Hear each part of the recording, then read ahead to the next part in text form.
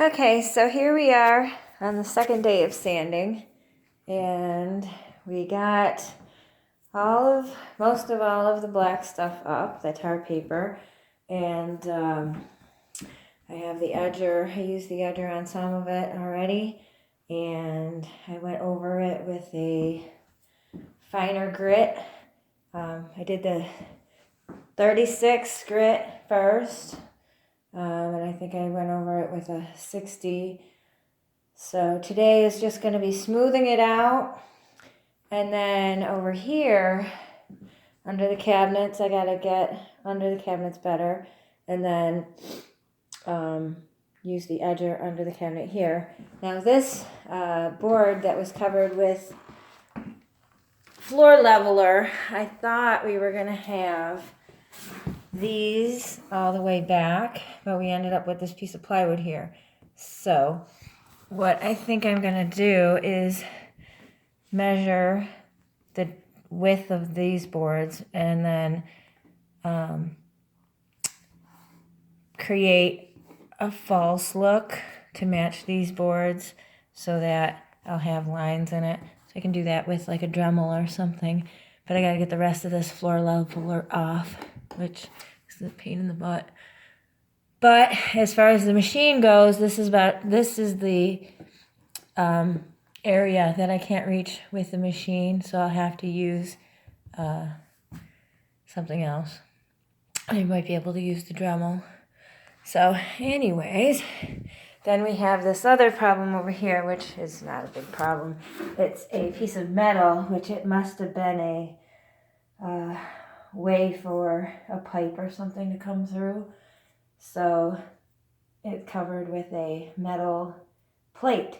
So I like the metal plate. It was painted red, which was scraped off by the sander. So I'm thinking I may leave it with the silver look and just put the floor finish over it. And then we got the first step of the stairs here, all nice and flush with the floor. It came out really nice. And I'm sure that's what those stairs look like underneath the paint and the tread. But I'm not going to do them today. It probably, if I take the heat gun to it, I might be able to get the paint off it and then lightly sand them and finish them. So stairs are just hard to work with the machine. And then because you have the vertical plane on the back of the stairs, you can't use a sander. You know, one of the big sanders on that. So that's where we're at. So today's going to be a lot of on the floor work with the smaller tools.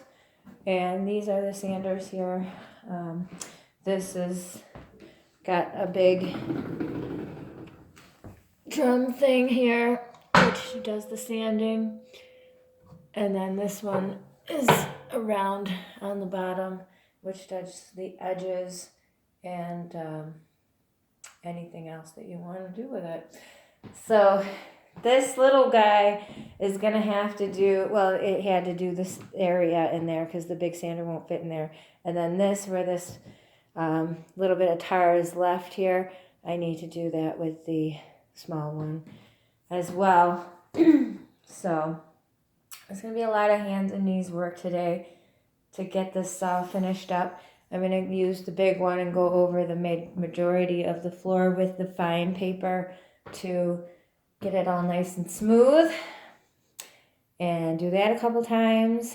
And then I'll be ready to vacuum, sweep, and get all the dust down and get the sealer applied.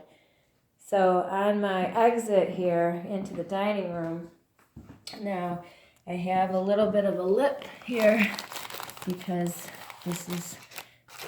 the machine took it down a little bit further than I had machined it on the inside. So I'm going to have to open the door eventually and grade it out And then, like I said, I wanted to fix that one little spot out beside the door. So when I open the door, of course, the dust is going to get in. So I want to do that last when I have most of the dust cleaned up.